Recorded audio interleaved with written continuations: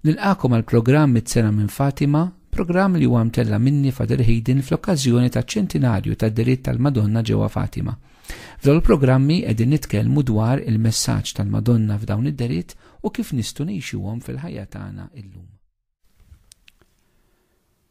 Fir-riflessjonijiet tagħna llum eżistijej fuq id-diritt tal-Madonna ġewwa Fatima, sejrin nirriflettu dwar l-aħħar dera diġà bdejt nirrifletti dwar din id-dera ta' 13 Ottubru tal-1917 u xtaqt li fiha nikkonkludu issa l-aħħar parti ta' din id-dera. Rajna diġà x'kien il-messaġġ l-aħħar darba biex nifqu noffendu l-Alla xi offiż biżejjed. Issa ħnaqraw l-aħħar parti li tikteb Luċija fit-tifkiriet tagħha meta tgħidlek. Imbagħad il-Madonna fetħet idea li xieħtu dawl fuq ix-xemx u hija tilal fuq ir-rifless tad-dawl tagħha baqa' jirrifletti fuq l-istess xemx. Eċċellenza, din hija raġuni għaliex jiena għajjat lin-nies biex iħarsu lejn ix-xemx. L-għan tiegħi ma kienx biex niġbdilhom l-attenzjoni għax-xemx għax jiena nqas biss bdejt nagħti kasom. Xi ħaġa minn ġewwa ġelitni nagħmel dan.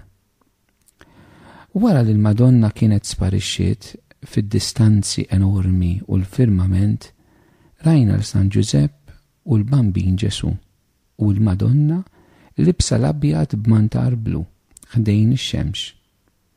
San Giuseppe u l-Bambin Ġesu bdew ibierku d-dinja bis-sinjal tas-salib.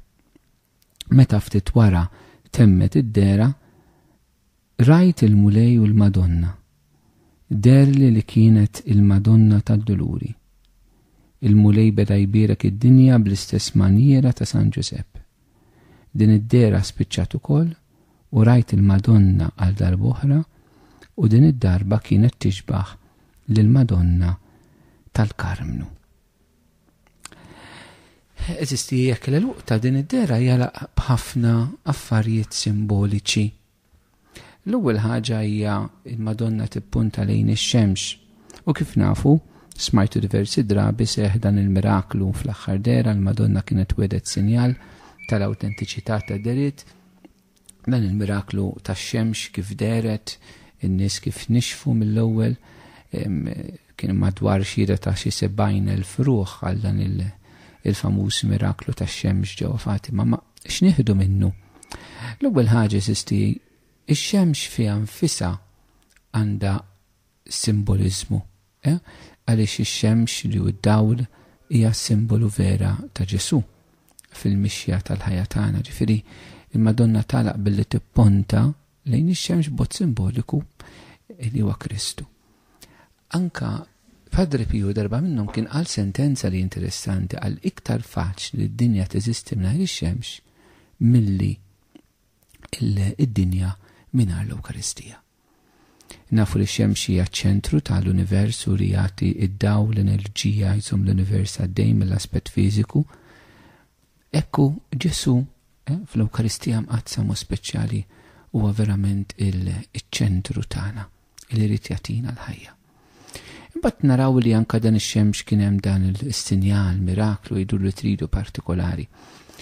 U ma xtieqx nidħol fih innifsu ħafna interpretazzjonijiet mill-aspett xjentifiku x'seta' ġara, però eżisti fid-diritt tal-Madonna meta jkun hemm sinjali u l-Knisja xi drabi titlob sinjali hemm raġuni partikolari u raġuni għadin. Is-sinjali illi anke ġieli l-Knisja titlob f'diritt tal-Madonna huma l-istess raġuni għaliex titlobhom fil-kawżi tal-qaddisin. U x'inhi r-raġuni? Min il-Knisja ikollha bżonn sinjal estern barra mill-esperjenza fid-diritt tal-Madonna tal-Viżjonarju, jew viżjonarja, f'dan il-każ barra mill-esperjenza ta' 3 tfal. Il-Knisja kollha bżonn u titlob dan is-sinjal mhux għax temmen jew ma temminx f'dik id-dera, mhux għalhekk. Imma biex il-Knisja ma tiżbaljax ikollha ċertezza, ma tiżbaljax illi taf li Alla min-naħa tiegħu irid li l-Knisja tippronunza ruħha favur dik ir-realtà. Il-mirakli li l-Knisja titlob anke biex persuna tiġi ddikjarata bejata jew qaddisa mhuwiex prova tal-qdusija tal-persuna, mhuwiex biex jagħtu sinjal li dik il-persuna hija qaddisa. Fil-fatt il-Knisja tkun ġiġa waslet għad-dikjarazzjoni tal-virtujiet eroiċi li fihom hemm il-qdusija tal-persuna. L-istadju biex persuna tiġi dikjarata qaddisa l-ewwel ikun hemm id-digritt tal-virtujiet u hemmhekk diġà huwa approvat biex ngħidlek li l-persuna għexet ħajja qaddisa, ħajja fl-ispirtu. Imma il-Knisja titlob il-miraklu mhux prova tal-qdusija imma għalija biex hi ma tiżbaljax li tiddikjara dik il-persuna beata jew qaddisa li min-naħa tagħha verament irid għaliex fil-ġenna ħafna qaddisin li Alla ma jridx jiġu dikjarati qaddisin. Eżisti. Qaddisin għandhom dikjarati għandhom funzjoni, missjoni partikolari fil-Knisja dak li hija. Ġifri apparti minn missjoni Alla jrid li ma jridx għal kulħadd. Jiena konvint li hemm ħafna qaddisin il-ġenna li Alla ma jridhomx jiġu dikjarati qaddisin fuq dil-art. M'għandhomx dik il-missjoni li jkunu ta' eżempji partikolari, ferjas partikolari, jew interċessuri partikolari, ferjas partikolari. Għandhom missjoni differenti fil-ġenna. Eżisti. Allura s-sinjal huwa l-Knisja biex ma tiżbaljax. Qed ngħid dan għax issib ċerti nies drabi li jqogħdu jikkritikaw il-Knisja, il-papiet, l-isfijiet, speċi ta' għax ma jemnux f'deriet jew ma nafx. Il-Knisja meta titlob sinjal bi prudenza kbira u l-Knisja għandha għaqal u erf kbir. Eżisti. Għaqal u erf kbir. L-awtorità tal-Knisja, ir-rwol tagħha f'każijiet simili mhijiex illi tibda mill-ewwel billi temmen, imma tibda bid-disċerniment li fid-disċerniment parti minnu li inti titlob sinjal. Issa din hija realtà importanti xi Knisja ma tistax tidħol fl-esperjenza tal-persuna, ħadd ma jista' jidħol fl-esperjenza ta' Fatima Franċisku Ċuċinta. Ġifieri il-Knisja minn barra trid tara u titlob l-għajnuna tagħha b'ħafna umiltà. B'ħafna umiltà. Mhux bi-sfida lill-Alla jew bi-sfida lit-tfal pereżempju, ma b'umiltà. Dan il-każ partikolari Fatima Knisja ma kienx qed titlob f'dak il-mument għal xi sinjal. Is-sema ta' dan is-sinjalija li hija grazzja diġà fiha infisha. Imbagħad dak saqt nistrika ftit ir-rwol tas-sinjali f'dan mument. Imbagħad hemm dawn il-ġesti, daw id-deritt simboliċi illi kien hemm tal-Sagra Familja, tal-Madonna tad-Dururi u tal-Madonna tal-Karmnu. Tagħlaq b'dawn it-tlieta. U nagħlaq bihom. Is-Sakra Familja b'enfasi fuq San Ġusepp partikolari lider ibierek id-dinja, ħaġa li madwar kienet ħabbrita diġà fid-dera ta' qabel. Ma tantx għandna ħafna deriet ta' San Ġusepp eżisti. San Ġusepp anka fl-ispiritualità, fil-mistiċiżmu insibuh dejjem aktar siket ukoll. U hawnhekk għandna preżenza sikta tiegħu li qed ibierek. Ir-rol ta' San Ġusepp eżisti fil-Knisja, Knisja tħattret San Ġusepp bħala patrun tagħha bħalmu patrun tal-familja ta' Nazaret. Din hija realtà li aħna għandna bżonn niskopru aktar il-patronċinju ta' San Ġusepp. Fi żminijietna aktar u aktar kif anke l-Jun 13 kienet jippromovi. U mo speċjali Santa Teresa d'Avila eżisti li kellha devozzjoni tremenda li San Ġusepp kienet tgħid mingħadu mesperjenzax il-qawwa tal-interċessjoni ta' San Ġusepp jiena xut tal-qawwa partikolari li San Ġusepp għandu fl-interċessjoni, tant li wieħed mill-monasteri tagħhom li tiddedikaha taħt il-ħarsien ta' San Ġusepp eżisti. Għandna bżonn li anke aħna niskopru ir-rwol ta' San Ġusepp fil-ħajja tagħna, l-interċessjoni tiegħu f'rabta mal-familja. Hawnhekk għandna il-familja imqazza li tidher fl-aħħar.